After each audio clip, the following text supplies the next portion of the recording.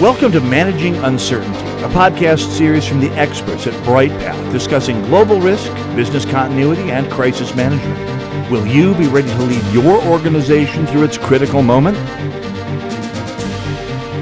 Welcome to the Managing Uncertainty podcast. This is Bryan Strawser, Principal and Chief Executive here at Bryghtpath. This is Bray Wheeler, Consultant here at Bryghtpath.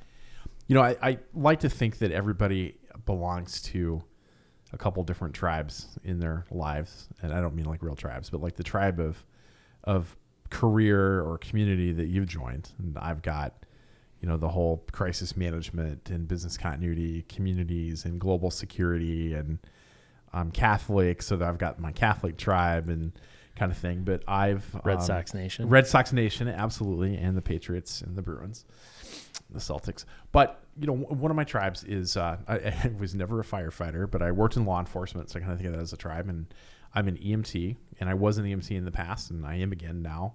And I think of that as my tribe. And when we were thinking about this podcast today, where we're going to talk about over-responding but not overreacting, I was reminded of what very little I know about the fire service, and that is when there's a fire of some type, there's a set response. So a residential fire in Roseville, Minnesota, is going to result in two engine companies, a ladder company and a BLS unit, and a chief, the battalion chief, going to that. And what that first engine in, the officer on that engine or the chief, if they get there before the apparatus, which is unlikely, the first thing they do is a size up, right? They walk around the incident, they take a look at it, and they're making an instantaneous decision. I'm calling for more resources, or I have what I need to handle this. And that call for resources is usually a little ahead of the actual need. Like they look at it and they're like, well, I've got like two houses nearby. I'm going to have to mitigate against those homes being catching on fire. And I know that has a term in the fire service. I don't remember what it is, but they're going to try to protect these two houses, and he's going to need another two engine companies to do that. They're going to make that decision. So they're responding, but they're also kind of over responding a bit because they're looking at, well, I might need this and might need this. I'm going to call for these units now. Well, and typically EMS maybe en route, police maybe en route. So you have a lot of different emergency services kind of collapsing on that location power and gas to make sure that the right amount of resources have been applied to that situation or are on standby, to your point. Right. Kind of waiting or starting to get into the trucks and ready to go. So, yeah, it's really, I think where kind of this mantra comes from is really off of that metaphor. And when we think about crises or incidents, things like that, you really want, there's kind of a fine line that organizations typically walk between that kind of over respond and overreact. And where you definitely want to be is on that kind of over respond side of the house rather than the overreact. I think for a lot of different reasons, because I think what ends up happening is if you tend to drift towards that overreact, or you have people that kind of get worked up easily, they're a little bit more apt to kind of stress the environment out, kind of overplay what's actually happening, all probably with good intentions, well-intentioned kind of reactions, but still complicating the response. Is you're creating stress. You're damaging the reputation of kind of the people and the process and those teams, cross-functional teams that you stood up, your plans, all that kind of stuff. Seems like, I don't know if that's really the right approach, because everybody gets worked up and stressed out, and I don't really like it. You know, I don't feel comfortable. I don't want to play in that space. So I think where you want to be very conscious of making that distinction is in that over respond, and it's almost a cultural thing, and it's almost something that you tell your leadership, you tell the cross-functional team, you tell key leaders and resources within the company that says, hey, our default is going to be to over respond to something.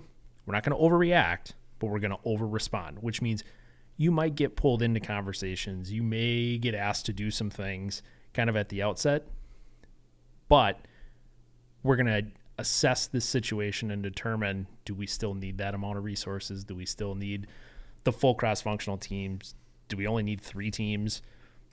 What is going on, and let's apply the right amount of resources. Because I think that's part of the value that you get about over responding is you're applying that right amount of resources to the situation, but you're also building that muscle memory and that confidence within the cross-functional team that says, hey, we're getting used to seeing these incidents. We're getting used to identifying what is severe, what's not severe, what's developing, what's not developing.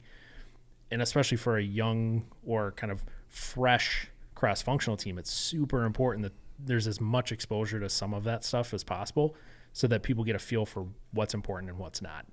But it also kind of demonstrates the value proposition that these plans and cross-functional teams have in an organization, that within the broader organization, they see it as, hey, they're stood up to react to the fire that's happening in the organization, and they're consistently doing that.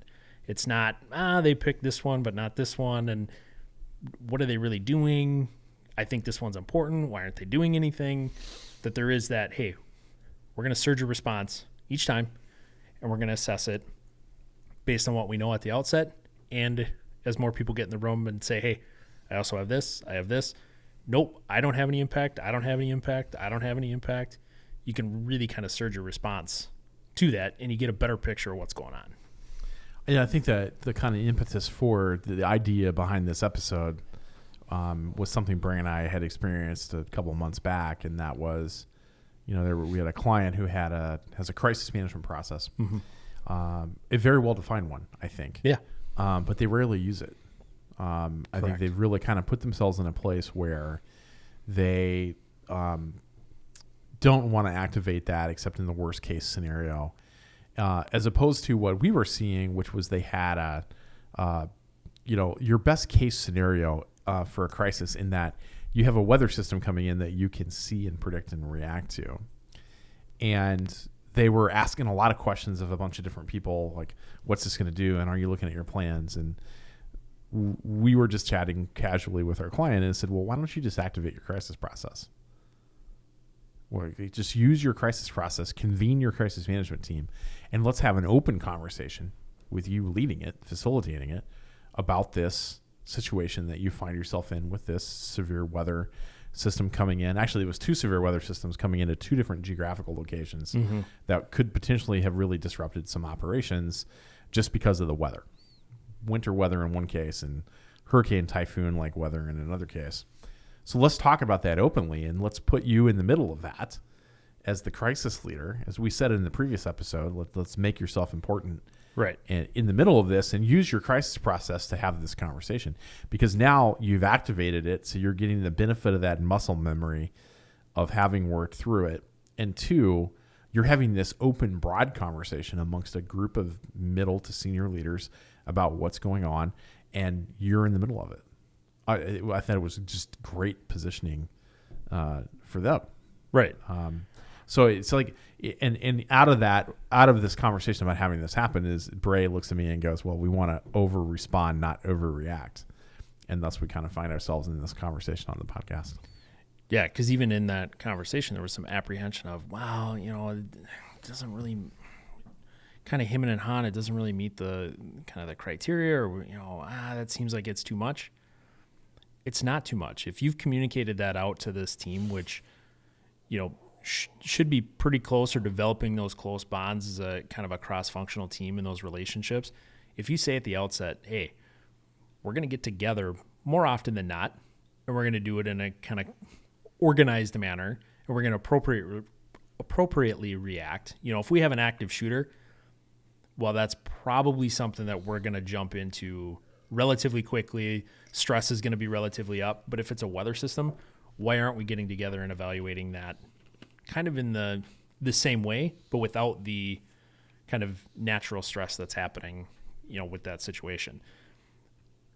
Because to your point, it positions the function, it positions that incident leader, that capability in front of people, and lets them see how this process works, so that you're developing that muscle memory and that practice and that comfortability with the process in some of these things that might be a little bit more low stress.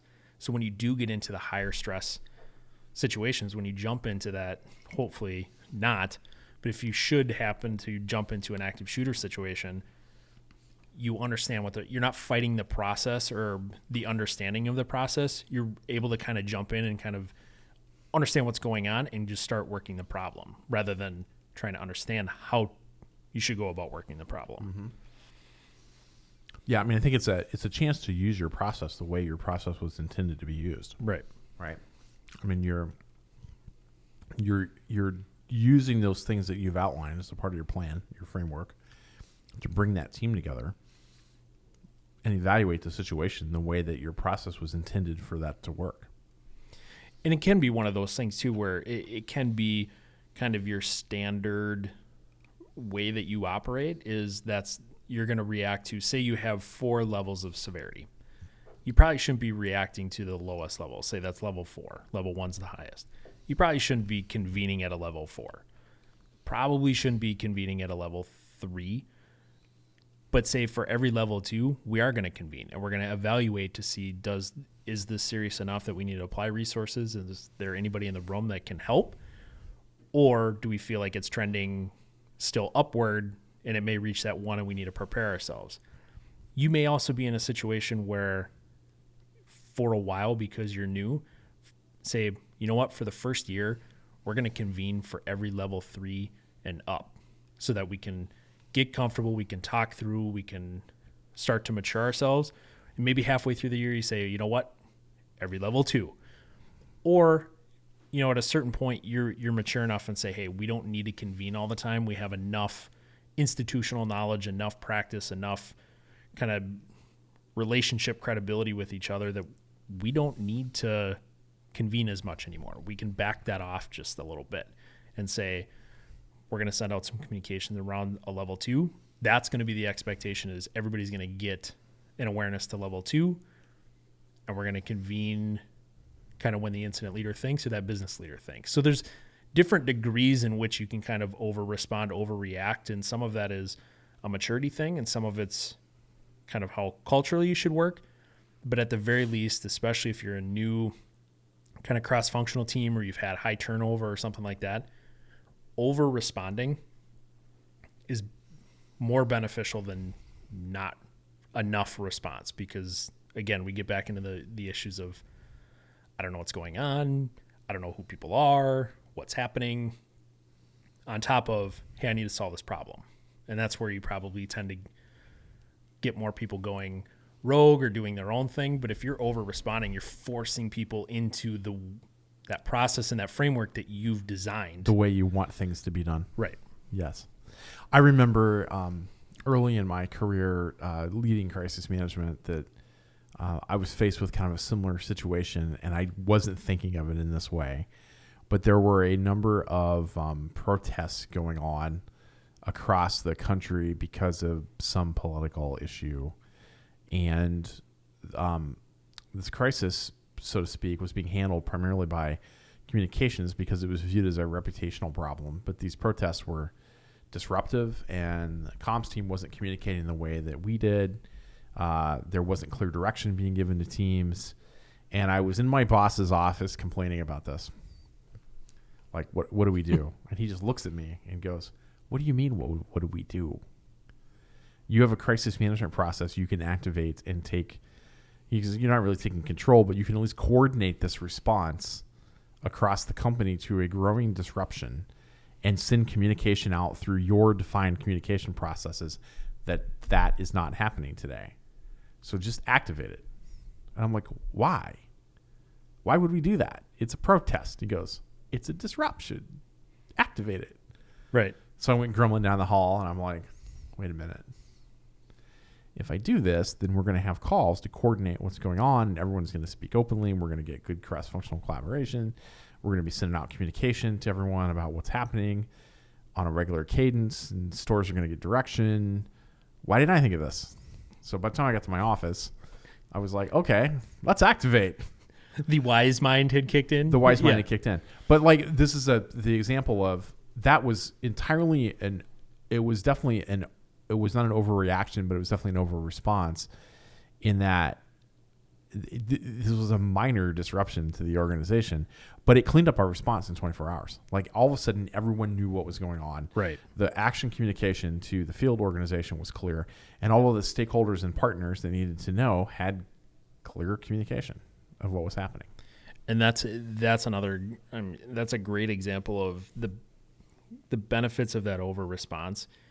Is hopefully what it does as well, kind of a byproduct, is it cleans up those secondary incidents that may occur. So if you botch a response to something that's relatively inconsequential, but the way you handle the response becomes the crisis. People are upset about how you went about it. Well, that's not the initial crisis, but it's definitely the new secondary emerging crisis out of that. And so hopefully what that over response does is it cleans it up. It, to your example, forces everybody into the room and organizes that response so that it's clear. And you don't have folks doing their own thing, creating other issues. All those gaps and issues are known kind of within this organization and can be either addressed immediately or say, you know what, we're parking lotting that. We'll come back to it. We're not Stick it in the parking lot. Yeah, we're not super worried about that at the moment. We'll come back. And I think there's a lot of connectivity on this topic to our previous episode. Yep. Episode 86 about making yourself important. This is episode 87 now. But there's a lot of connectivity because I think that it's kind of the similar thought process that we were talking about last week, that you have to make your function important. And you have to be willing to put yourself out there as a leader to drive the results that your team is looking for and to make sure your team has the tools and resources and authority to do the things that you want them to do. I think it's closely connected to this, that your willingness to use your processes or maybe bend your processes a little bit to get the outcome that you're trying to achieve for your organization. I think it is about this. I'm going to leverage this process as best I can. I'm making myself important by making this process stick in this situation. Well, I think where it comes back to kind of call back to other episodes too, is when we've talked about kind of characteristics of crisis leaders and things like that. This is where those characteristics and that right person or persons in that incident leader role come into play so critically on kind of walking this line. Because if you have somebody who's not very good at it, can get a little bit too emotional, again, with all the positive intent in the world, but if they come across as overreacting to the situation, now you've essentially done harm to the process and the capability that you're trying to build. So it's really important that you find that right person or persons that walks that line of, hey, I want to be clear, we're over responding, not overreacting. We're applying this process to see if we need to do more, if everybody has what they need, if there's any coordination we can help assist with. Great. Do we feel like the severity is appropriate? You know, our thresholds do they match kind of where we think this is at? Great. They do. Nobody needs anything. Great. Then we will stand this process back up should we need it. You know, so it's really finding that, walking that line, and that's where some of those characteristics we talked about in that previous episode come into play of you really need to walk that line of and being clear around we're over responding, not overreacting. Overreacting gets us in trouble. Over responding may inconvenience a few people from some meetings, but probably isn't going to do any harm to the organization. Right.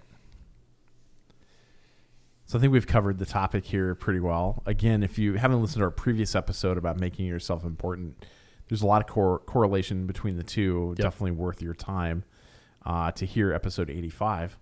But with that, let's wrap up episode 86. We'll have a new episode next week. Thanks for listening.